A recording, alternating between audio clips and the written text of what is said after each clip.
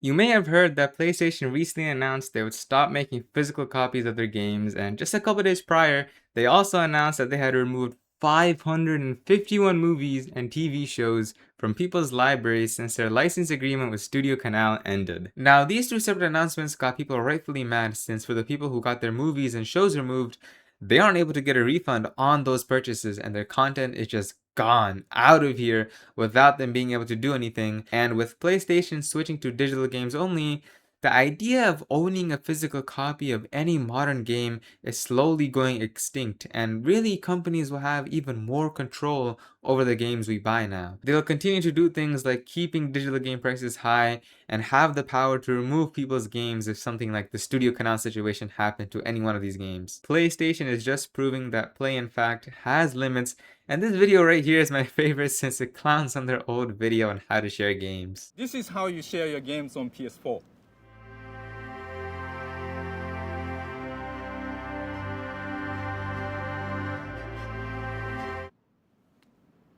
Thanks.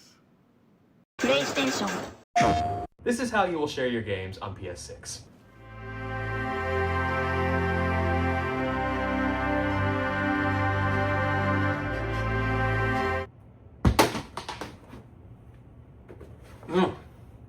Thanks.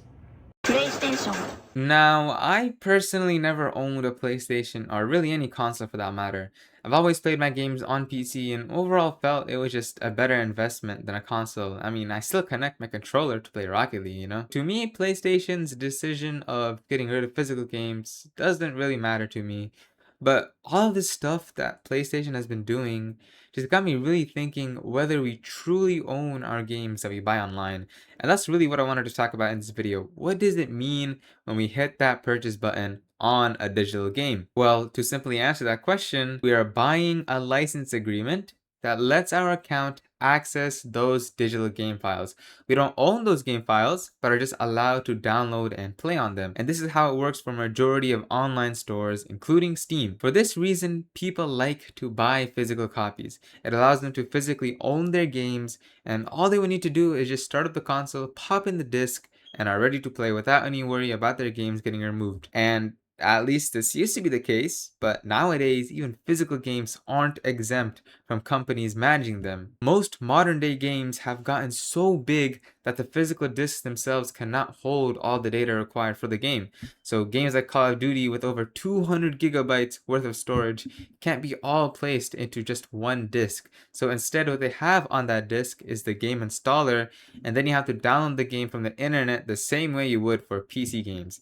And because of that, physical copies really can still technically be taken away if the game server shut down, license agreements end, and pretty much all the ways a digital game could be removed. But really, no matter where you buy your games, whether it be through Steam, PlayStation Store, or somewhere else, you don't truly own that game. Even while knowing this, people will still opt to buy their games from one store compared to another. If you look at Steam compared to PlayStation Store, Steam has a very long and high reputation of treating their customers and games well. Old games that get removed from the store don't get removed from buyers' libraries, and they're still able to download and play those games.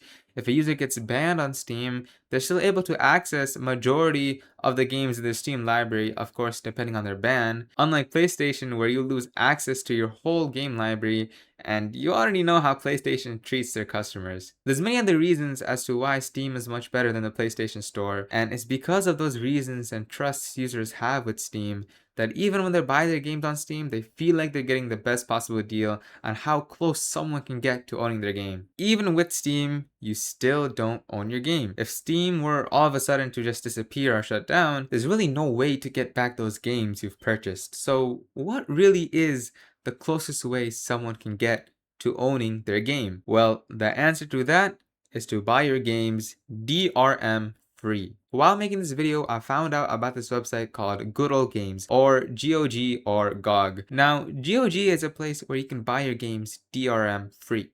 What is a DRM?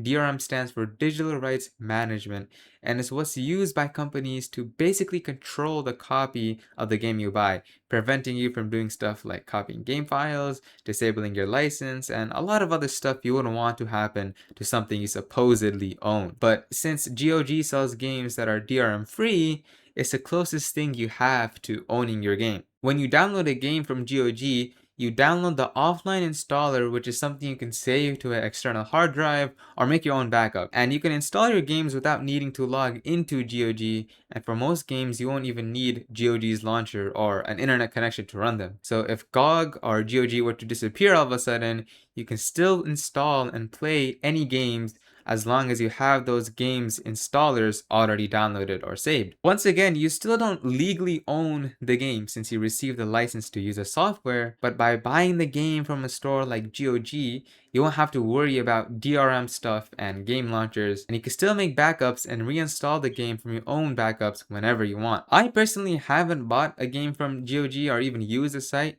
I only learned about it while making this video, so I can't 100% vouch for it, but I have learned that people do prefer to buy their games from here, especially if it's an older title or a single player game, just because of the ability to preserve those games in the long term. If you guys have been using GOG, let me know in the comments below about how reliable it is and if it's really a good site as people say. But really, finding information for this video kind of made me feel sad about the fact that games we buy can just be taken away from us like that without having any say. Every day it seems like companies keep giving us reasons to pirate stuff, whether it be games, movies, shows, etc. But yeah, the saying you will own nothing and be happy seems to be something we're moving towards each day. And remember, like and subscribe.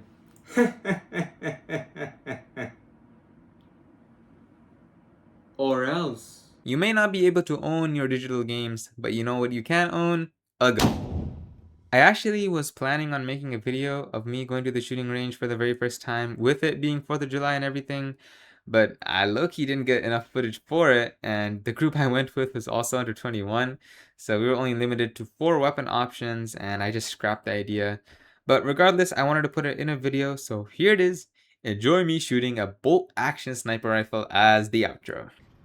I was able to get in the third try. Still at halfway before they blew the whistle, because the course was already done by then. Because I think we were like the last group to go. We were 46. We were lead series goes first, then follow series. I'll follow series too. I know how it goes. Follow series.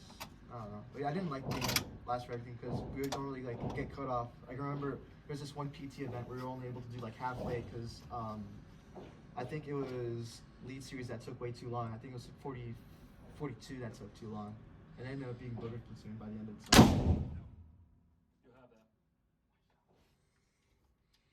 Alive. That's it. Yep.